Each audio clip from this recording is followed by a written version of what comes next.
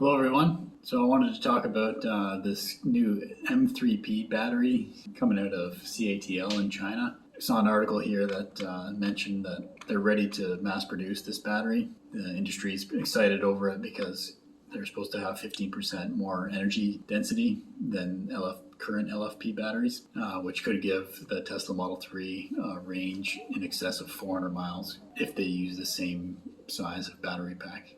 But Tesla could also use it to make the car more affordable with the same range with a smaller pack because it's more energy dense. So the M3P batteries replace the iron. In the LFP, the F is iron, but the M3P replaces the iron with a mix of magnesium, zinc, and aluminum, according to Auto Evolution. And official data shows the energy density of M3P batteries will be about 15% higher than that of the 210 watt-hour per kilogram of current LFP batteries, which should translate into a 10% range improvement over the current LFP powered cars built at Giga Shanghai, according to Cleantechnica. You hear all the time, if you're into this electric vehicle space, you hear all about all kinds of batteries, and solid state batteries are this glorious solution, but we don't see them in use yet. And I think what's happening, and I think they mentioned this on Investor Day from Tesla, like, yeah, you can make a battery in the lab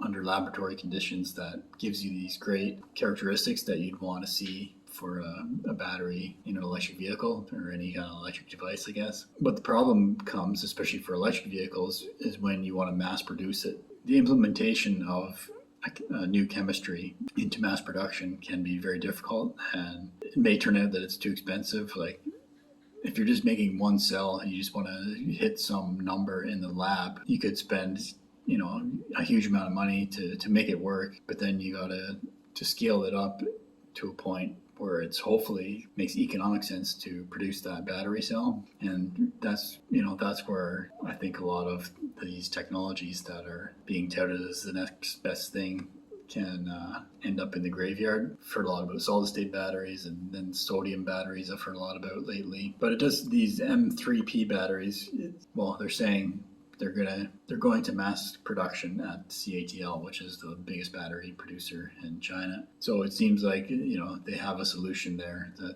they think it's going to work, and once scaled, should save money on the production of electric vehicles. Still have to follow the space, and hopefully they can make it work at a scale that will be able to supply the electric vehicle industry. And one other thing I wanted to mention, got another Cybertruck spotting, Gregor Truck on Twitter. So we had this picture that he posted, not a lot of details, but you can see it's got the triangular mirror, which is the new style of mirror. And one interesting thing for me is it doesn't have the huge wiper visible on the windshield. It's actually tucked away underneath the hood, it looks like in this picture. So I wonder if this is a much closer to production version of the Cybertruck. So yeah, I just wanted to show you that and see what you think. So that's my little piece for this evening. My name's Evan Bertrand. This is the Evergreen Channel.